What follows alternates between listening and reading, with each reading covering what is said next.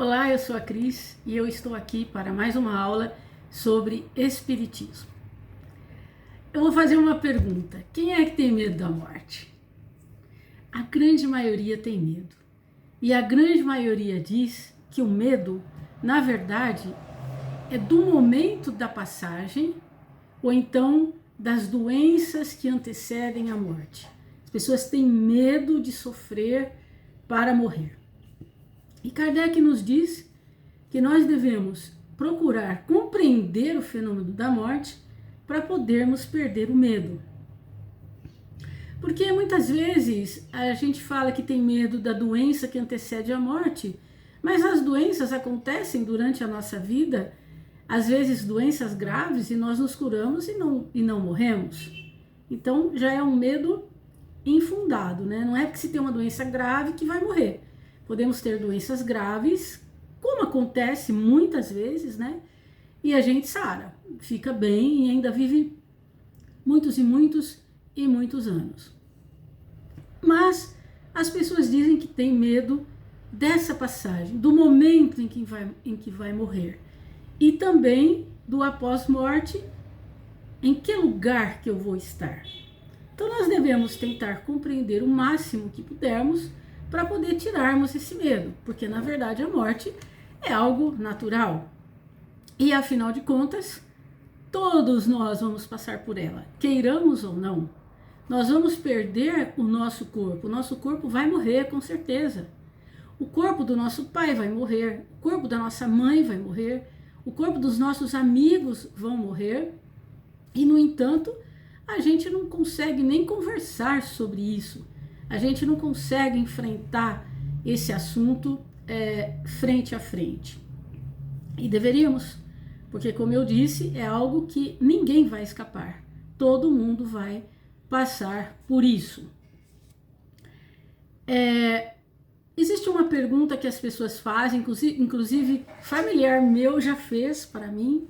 Eles dizem assim: se é para morrer, por que Deus nos colocou nessa vida? Olha, a nossa verdadeira vida é a vida espiritual. A nossa verdadeira vida não é aqui. Aqui é apenas uma passagem.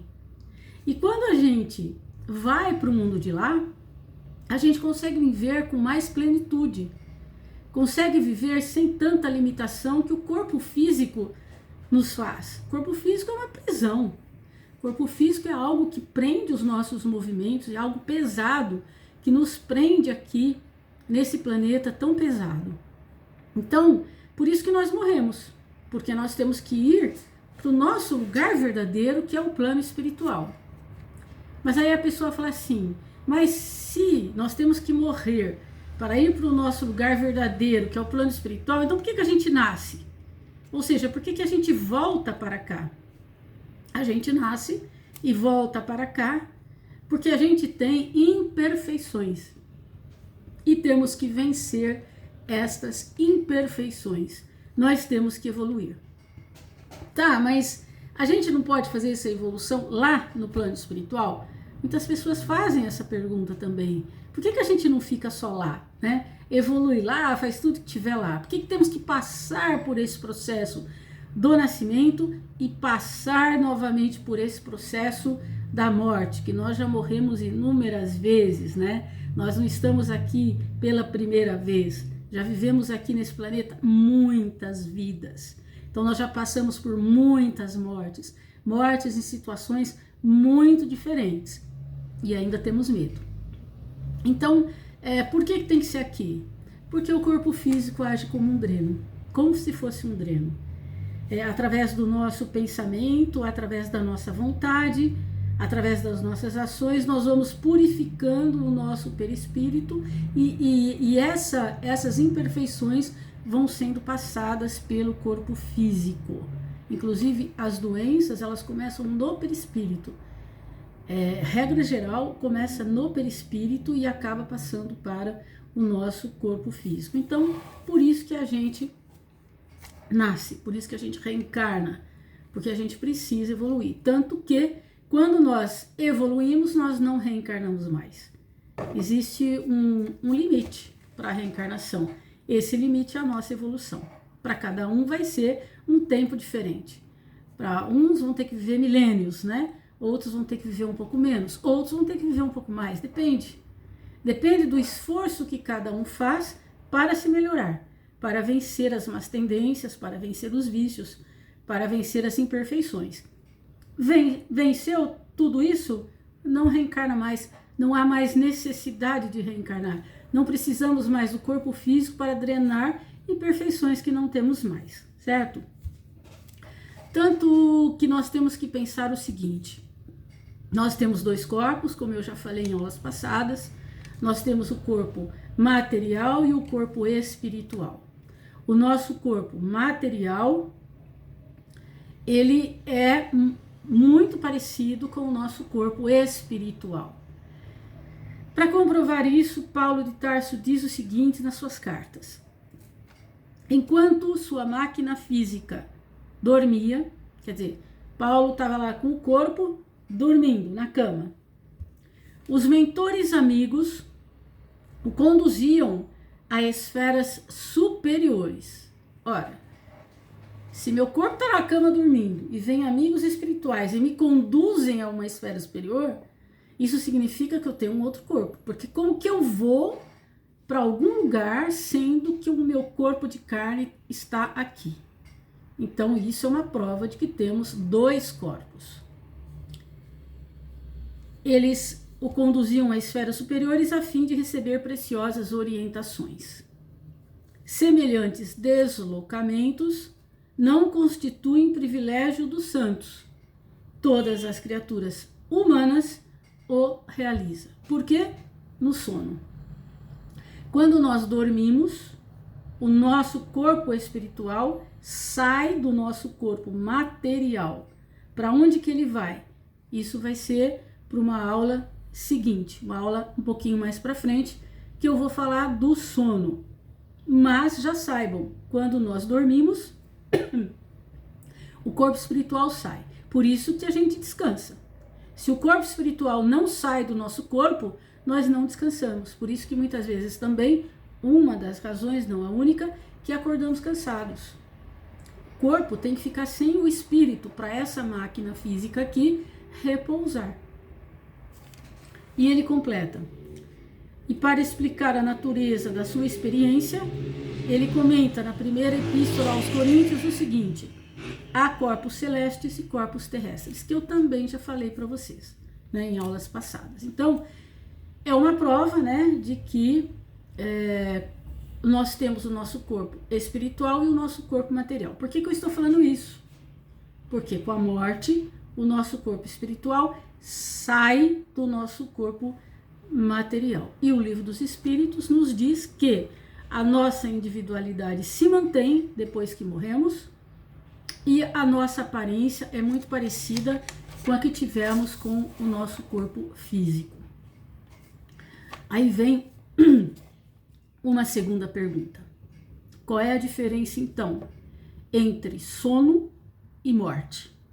Uma vez que na morte o corpo espiritual sai, e no sono eu disse que o corpo espiritual também sai, então qual é a diferença? Por que que às vezes a gente dorme, o perispírito sai e volta, e na morte o perispírito sai e não volta? Porque nós temos um cordão fluídico, que os esoteristas chamam de cordão de prata. Imaginem o cordão umbilical, em que liga o feto com a mãe. É mais ou menos isso, só que é um cordão fluídico, a gente não enxerga. Esse cordão ele vai ligar o perispírito, que é o corpo espiritual, ao corpo físico, que é o corpo material. Quando nós dormimos, o nosso corpo espiritual sai, mas ele sai com esse cordão fluídico. E esse cordão fluídico, ele é infinitamente elástico, ou seja, você pode ir aonde você quiser, o mais longe que você pensar, que esse cordão fluídico vai estar com você. Não se preocupem, porque esse corpo fluídico ele não se rompe de maneira nenhuma, em situação nenhuma. Não há a menor possibilidade de um acidente enquanto você está dormindo e esse cordão fluídico se romper. Isso não existe. Pessoa que morre durante o sono é porque ia mesmo morrer durante o sono. Estava programado. Por que eu digo isso? Porque para romper esse cordão fluídico é necessário a ajuda de espíritos superiores. Ninguém consegue romper esse cordão. Senão seria muito fácil, não é mesmo? Mas ninguém consegue. Quando nós vamos desencarnar, vêm espíritos evoluídos, espíritos superiores, espíritos que estão capacitados para fazer esse desligamento, eles vêm ao nosso encontro para realizar isso. Então, uma notícia boa: nunca estaremos sozinhos na nossa morte. Absolutamente nunca. Porque esse cordão fluídico, ele não se rompe sem ter presente, sem estar presente um espírito superior também. Não é qualquer espírito. E qualquer pessoa, viu? Pode ser a pessoa mais primitiva, a pessoa mais evoluída, precisa dessa equipe espiritual que vem fazer o nosso desligamento. Então, a diferença é essa: na morte houve um rompimento, um desligamento do cordão fluídico, e no sono não, né? A gente sai do corpo, mas aí a gente volta. Basta, mesmo que a gente esteja muito longe, basta um leve toque ou chamar pelo nosso nome que a gente volta imediatamente. André Luiz nos relata isso no livro Nosso Lar. Quem ainda não leu deve ler, é um livro muito interessante, muito instrutivo. André Luiz estava lá, já desencarnado, na colônia Nosso Lar, e ele olha assim e vê duas pessoas com dois cordões assim, cada pessoa com um cordão, né, ligado, e ele vai desesperado atrás da... como que ela chama? E depois eu vou lembrar. Narcisa. Ele vai desesperado atrás da Narcisa e fala: Narcisa, tem duas pessoas lá fora muito esquisitas, elas têm um cordão que estão nela. E a Narcisa fala: calma, André, calma, é porque são pessoas que vivas, né, estão encarnadas. Provavelmente estão dormindo lá na Terra, né, e vieram em espírito passear aqui pelo nosso lar. Vou dar uma aula sobre isso, tá? Para onde a gente vai no momento do nosso sono, mais para frente um pouquinho. Então essa é a diferença, tá? Entre a morte e o sono. Um pouco antes de nós morrermos, a grande maioria das pessoas passa por um processo de reminiscência. A gente passa pela nossa mente a memória da nossa vida. Então nós lembramos rapidamente de todos os fatos marcantes que tivemos nas nossas vidas, junto com as suas emoções, né? Com as emoções que vivenciamos esses fatos. E fazemos um balanço meio que existencial. Sabe aquela coisa, a contabilidade de crédito e débito, né? As nossas boas ações com as nossas más ações. A gente, tudo em um espaço de tempo pequeno, né? Nós fazemos essa reminiscência, nós recordamos da nossa vida, e aí a gente vai saber mais ou menos o nosso estado evolutivo, né? Que a gente pode se alegrar com isso ou não. Outra coisa, é muito comum as pessoas verem familiares antes de morrer. É muito comum. A pessoa fala: nossa, tô vendo meu pai, tô vendo minha mãe, ou tô vendo meu tio, minha avó, seja lá quem for. Geralmente quem tá acamado fala: estou vendo tal pessoa. Está vendo mesmo, né? Porque quando a gente está para desencarnar, os nossos laços fluídicos já estão mais frouxos. E aí a gente consegue ver mais facilmente o plano espiritual, e é por isso que pessoas acamadas antes de morrer dizem que estão vendo tal ou tal pessoa. É por isso. Assim como as crianças. As crianças, elas ficam mais lá de lá do que do lado de cá, né? Dorme muito, fica muito lá de lá. E não está totalmente encaixado, então também tem visões. Geralmente criança fala, né, dos amiguinhos invisíveis. E os velhinhos também estão mais para lá do que para cá, porque já estão indo para lá. E quando estão acamadinhos, eles falam de estar vendo familiares. E uma notícia muitíssimo boa. maravilhosa, para nós perdermos o medo de vez da passagem, é que essa passagem nós nunca fazemos de forma consciente. Assim como quando nós nascemos, nós não percebemos a passagem, o nascimento, não há nenhum ser humano que se lembre disso. Assim como na hora da morte, nós dormimos antes, nós perdemos a consciência. E aí, os espíritos superiores fazem o rompimento do cordão fluídico e nós, quando nos damos conta de nós já estamos no mundo espiritual. Não percebemos a passagem, com exceção de espíritos bem evoluídos que conseguem presenciar a própria morte. Caso contrário, não, a gente não percebe. Então, por essas questões, a gente percebe que não há motivo para ter medo da morte, uma vez que nós nunca vamos participar, presenciar, ter consciência do momento da nossa morte. A gente dorme antes. Quem quiser saber como é morrer, é só pensar como é nascer. Antes de nascermos, é feito toda uma preparação. Antes de morrermos, a não ser em mortes trágicas, também é feito. Quando nós vamos nascer, nunca estamos sozinhos, porque sempre tem um médico, sempre tem alguém conosco para nos trazer até essa vida física. Para morrer a mesma coisa, sempre temos um espírito superior para nos levar de volta à vida espiritual. Quando nascemos, familiares vêm nos esperar, né? A gente vai até a maternidade esperar pelo nenezinho que está chegando, assim como quando a gente vai morrer, familiares nossos vêm também ao nosso encontro nos esperar. E depois que nascemos, o que vai ser de nós? Familiares nos levam até nossa casa e raramente, às vezes, acontece de sermos abandonados. Mesma coisa no plano espiritual, né? Dependendo do nosso merecimento, nós vamos para lugares bons, dependendo do nosso não merecimento, a gente vai para outros lugares, mas isso também vou falar detalhadamente mais para frente, tá? Mas em geral não temos que ter medo da morte, não. É um fenômeno muito natural e por mais que a pessoa que está vendo alguém morrer, por mais que ela veja a tragicidade, né, principalmente quando é acidente, que vê os corpos de uma forma difícil, né, da gente olhar, por mais que a gente veja isso, na maior parte das vezes quem morreu não sentiu nada. Porque, como eu disse antes de morrer, na hora da morte, a pessoa está dormindo e não enxerga nada. Então não há motivo mesmo para nós termos medo da morte. Agora, há uma coisa, né? É muito importante não nos revoltarmos contra Deus, porque todo mundo mesmo vai morrer.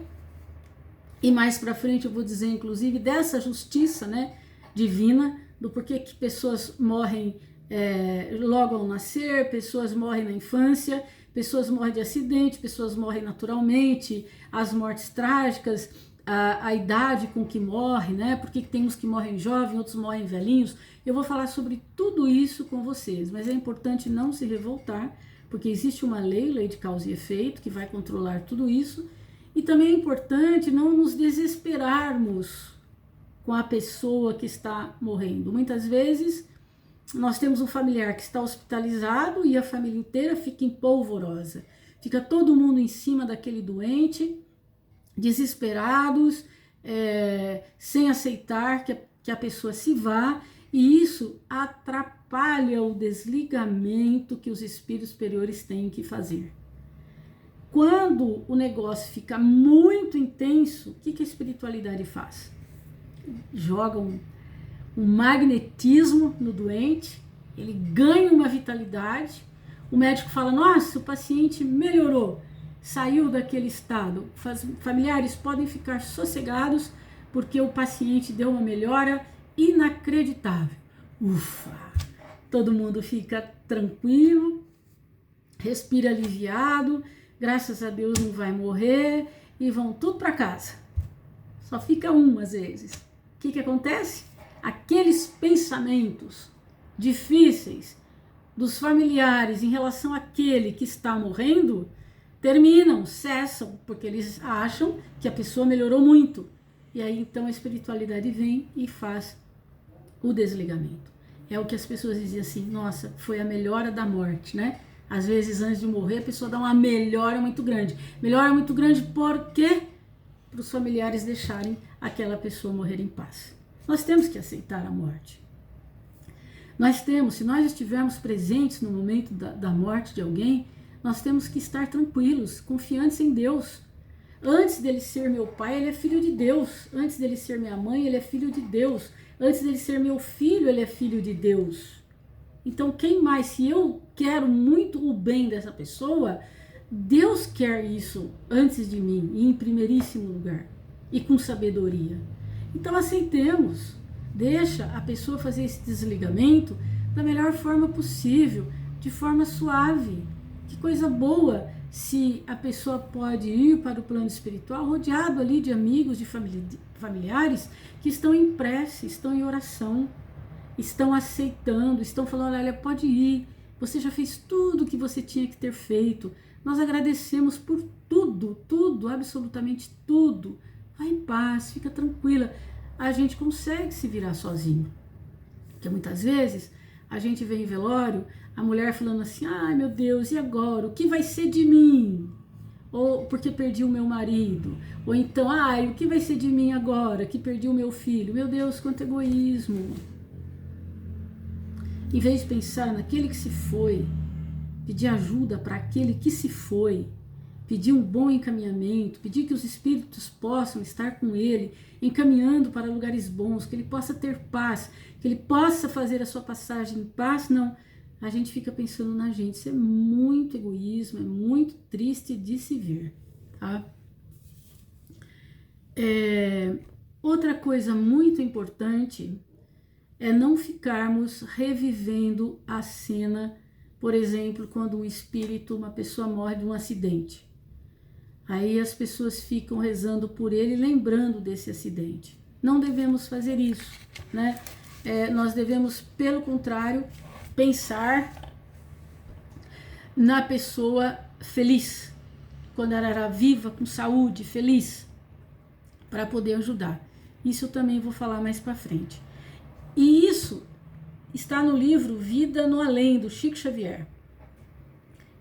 Ele diz assim, olha, um desencarnado de acidente de ônibus escreve a sua mãe dizendo, escreve através do Chico, está nesse livro Vida no Além.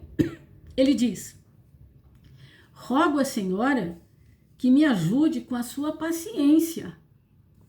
Tenho sofrido muito com suas lágrimas, porque a sua dor me prende à recordação do que aconteceu e sinto-me de novo na asfixia. Então, quando lembrarmos de alguma pessoa que já se foi, não importa de que forma tenha ido, pelo suicídio, seja lá o que for, não pensemos na pessoa de uma forma trágica, pelo contrário. Mesmo quando a gente vai rezar por alguém que está doente, isso também é importante. Não devemos rezar por aquela pessoa visualizando aquela pessoa doente. Não, temos que visualizar aquela pessoa bem, alegre, como quando ela era, quando tinha saúde, tá? Para que ela possa receber todas as vibrações e que ela não possa receber os nossos pensamentos de aflição. Pelo contrário, se eu vou rezar por alguém, eu tenho que estar calmo, eu tenho que estar tranquilo para poder rezar pela pessoa. Agora, às vezes as pessoas dizem assim, não pode chorar. Quem falou que não pode chorar? Meu Deus do céu. Claro que você pode chorar. Deus me livre, se eu morro, ninguém chora. Ninguém sentiu minha falta. Temos que chorar. Mas é aquele choro normal. É aquele choro equilibrado. A gente chora porque a gente pensa, nossa, eu não vou ver mais fisicamente, não vou ter mais o contato. Meu Deus, que saudade! Então, é aquele choro equilibrado. O que não se pode, ou melhor, não se deve, é o choro com revolta, é o choro com desespero. Mas aquele choro tranquilo que a gente faz, ele é normal. O que não pode é se estender por demais, né? Que aí pode se transformar numa depressão. Mas aquele chorinho ali que a gente tem mesmo no velório é absolutamente normal e até saudável, viu? Pra gente desabafar a dor que a gente tá. Porque a gente sente aquela dor, né? Nossa, nunca mais vou ver essa pessoa assim, fisicamente, ter contato físico. Então a gente chora.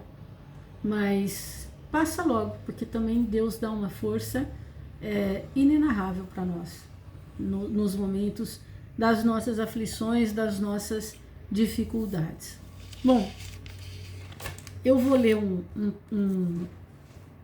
um trecho aqui sobre a passagem, está no Céu e Inferno, no livro O Céu e Inferno de Allan Kardec. Eu vou ler. A confiança na vida futura não exclui as apreensões da passagem desta para outra vida. Quer dizer, a gente tem a certeza da vida futura, temos a certeza de que não vamos sumir com a morte, nós vamos continuar vivendo. Isso não significa que não vamos ter medo de passar, né, por ela. Muitas pessoas não temem a morte por si mesma. O que temem é o momento da transição, o momento da passagem. Sofre-se ou não se sofre na travessia? Aí está o que as inquieta. E a coisa vale tanto mais apenas porque ninguém dela pode escapar. Pode-se dispensar de uma viagem terrestre, não quero fazer. Mas aqui, ricos como pobres, devem transpor o limiar. E se for doloroso, nem a classe, nem a fortuna podem abrandar-lhe a amargura. Ai, que tristeza, não? Nessa hora não adianta ter dinheiro, não adianta ter poder, não adianta ter fama, não adianta ter nada. É igualzinho, né? O rico e o pobre iguaizinhos nessa hora. Ao ver a calma de certos mortos e as terríveis convulsões da agonia de alguns outros, já se pode julgar que as sensações não são sempre as mesmas. Mas quem pode nos informar a esse respeito? Quem nos descreverá o fenômeno fisiológico da separação da alma e do corpo? Quem nos dirá das impressões desse instante supremo? Sobre esse ponto, a ciência e a religião são mudas. E por que isso? Porque falta a uma e a outra o conhecimento das leis que regem as relações do espírito e da matéria. Nem a ciência, nem a religião nenhuma explica, não é? Uma se detém no limiar da vida espiritual e a outra no da vida material. O espiritismo é o traço de união entre as duas. Ela une a religião com a ciência. Só ele pode dizer como se opera a transição, seja pelas noções mais positivas que dá quanto à natureza da alma, seja pelo relato daqueles que deixaram a vida. O espiritismo consegue dizer certinho como que é a passagem, porque primeiro tem os estudos, segundo tem os relatos dos que já se foram. O conhecimento do laço fluídico, que é aquele cordão fluídico que eu falei, que une a alma e o corpo, é a chave desse fenômeno, como de muitos outros. Então isso está no Céu e Inferno de Allan Kardec.